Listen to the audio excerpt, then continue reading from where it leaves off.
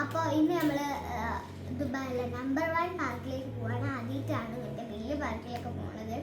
എന്താണ് നമുക്ക് അവിടെ എങ്ങനെയാണെന്നൊക്കെ നോക്കണം. പിന്നെ അപ്പോൾ നേരെ ലെറ്റ്സ് ഗോ. അപ്പോൾ മോള് പറഞ്ഞത് ശരിയാണ്. ഞങ്ങൾ ആദ്യമായിട്ടാണ് വാട്ടർ തീം പാർക്കിലേക്ക്, ഇത്ര വലിയൊരു വാട്ടർ തീം പാർക്കിലേക്ക് പോകുന്നത്. അതും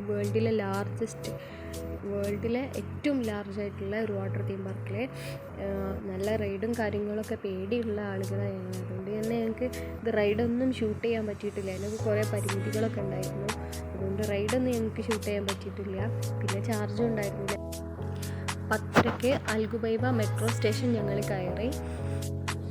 ബുർജ്മാനിൽ ഇറങ്ങിയതിന് ശേഷം നമുക്ക് പിന്നെ അവിടുന്ന് മാറി കയറലാണ് കേട്ടോ വേണ്ടത്.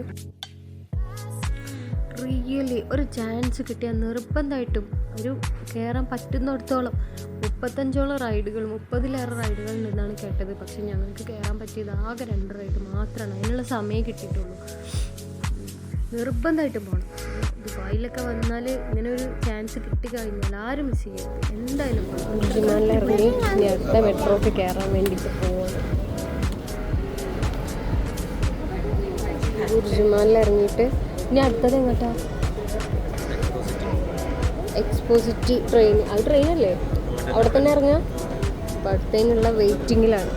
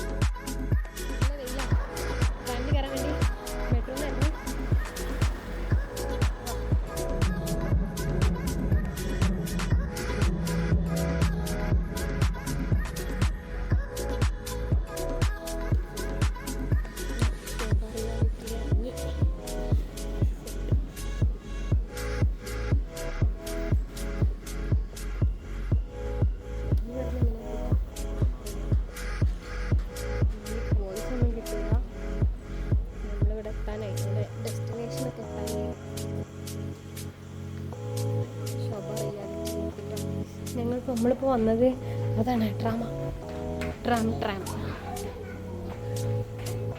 റോട്ടിൽ കൂടെ ഉള്ള മെട്രോ. ഏരിയാണ് ഗൈസ് റൈഡൊക്കെ.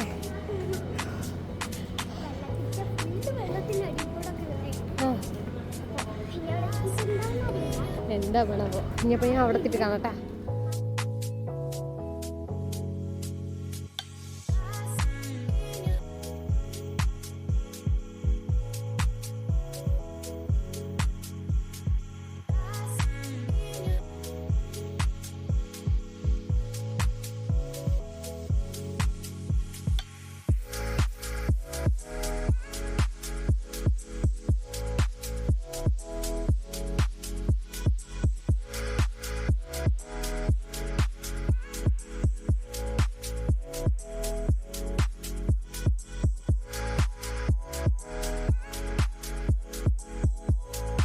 കുട്ടികൾക്ക് ടിക്കറ്റ് എടുക്കാൻ വേണ്ടിയിട്ട് ഹൈറ്റൊക്കെ അവർ നോക്കുന്നുണ്ട്. എന്നിട്ടാണ് ടിക്കറ്റ് അവർ പ്രിഫർ ചെയ്യുന്നത്. ഒരാൾക്ക് ടിക്കറ്റ് എടുത്തുള്ളൂ, മറ്റാൾക്ക് എടുക്കേണ്ടി വന്നില്ല. അവൾ ഹൈറ്റ് കുറവായതുകൊണ്ട് ഒരാൾക്കുള്ള ടിക്കറ്റ്.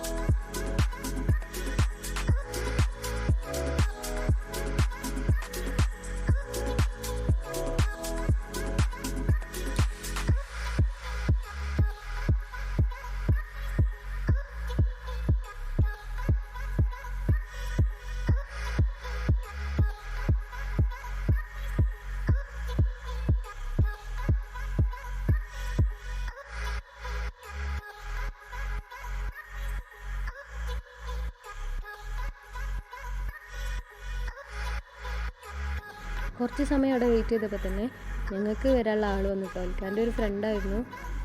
ആളെ ഞങ്ങളെ അകത്തേക്ക് കൊണ്ടുപോയി. ഒരു 7 സ്റ്റാർ ഹോട്ടലൊക്കെ ആയിരുന്നു. അപ്പോൾ അതിൻ്റെ അകത്തേക്ക് എല്ലാവർക്കും അങ്ങനെ എൻട്രി ഒന്നുമില്ല. പക്ഷേ ഞങ്ങൾക്ക് എൻട്രി കിട്ടി. ഞങ്ങൾ അകത്തേക്ക് കയറി. മൂപ്പര് നല്ല അടിപൊളിയായിട്ട് അവിടെയുള്ള എല്ലാ സംഭവങ്ങളും ഇങ്ങനെ എക്സ്പ്ലെയിൻ ചെയ്ത് കൊടുക്കുന്നുണ്ട് കേട്ടോ. ഞാൻ കുറച്ച് ബാക്കിലായിപ്പോയി.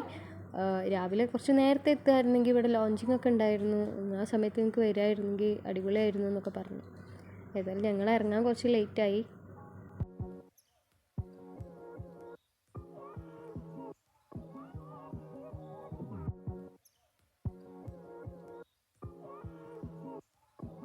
അങ്ങനെ കുറച്ച് സമയം ഞങ്ങൾ ആ ടിക്കറ്റ് കൗണ്ടറിൻ്റെ അവിടെ നിൽക്കേണ്ടി വന്നു. ഒരു ടിക്കറ്റ് എടുക്കാൻ വേണ്ടി പോയിട്ടോ. അങ്ങനെ അവിടെ നിന്നപ്പോൾ അടിപൊളി ഫുള്ളിങ്ങനെ കൊത്തുപണികളൊക്കെ ചെയ്തിട്ടുള്ള ഒരു സ്ഥലം, ഫുള്ളങ്ങനെ തന്നെ. അതിൻ്റെ സൈഡിലൊക്കെ ഇങ്ങനെ എന്തോ ലിപികളൊക്കെ എഴുതി ചേർത്തിട്ടുണ്ട്. കണ്ടപ്പോൾ നല്ല രസമായി.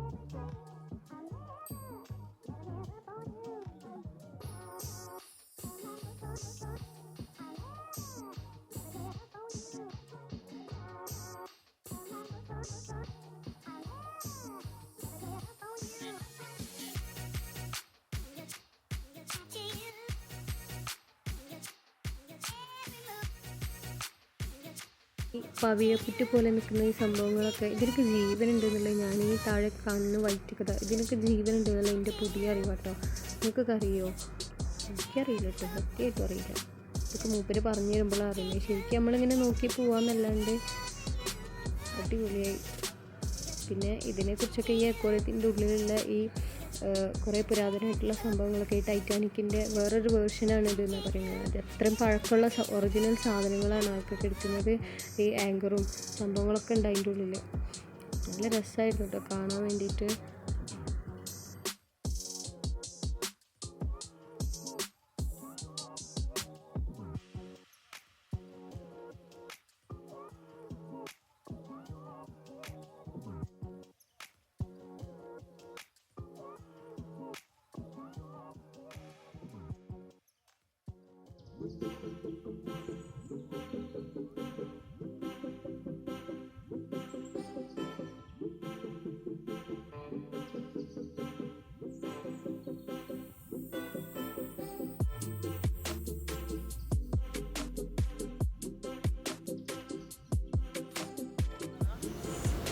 അപ്പോൾ നമുക്കെല്ലാവർക്കും എൻട്രൻസ് കിട്ടി. ഈ ഡ്രസ്സൊക്കെ മാറി ഇറങ്ങണ ഓരോ റൈഡിലേക്കും. സോ ഇനി ചാർജൊക്കെ ഉണ്ടാവില്ല. എല്ലാ റൈഡിലും ചിലപ്പോൾ റൈഡിലേക്കൊന്നും നമുക്ക് ഫോൺ യൂസ് ചെയ്യാൻ പറ്റില്ല, കുറേ പരിമിതികളൊക്കെ ഉണ്ട്. അപ്പോൾ ക്യാമറ ഒന്നും ഇവിടെ അലൗഡ് അല്ല. സോ ഡ്രസ്സൊക്കെ മാറ്റി അവിടുന്ന് ഇതാ ഒരു ഷോക്സും ടവലൊക്കെ തന്നിട്ടുണ്ട്. ഇനി ചിലപ്പോൾ വീഡിയോ എടുക്കാനും പറ്റില്ല, ചാർജില്ല. അപ്പോൾ ഇവിടെ വെച്ച് നമുക്ക് വൈൻഡപ്പ് ചെയ്യാം.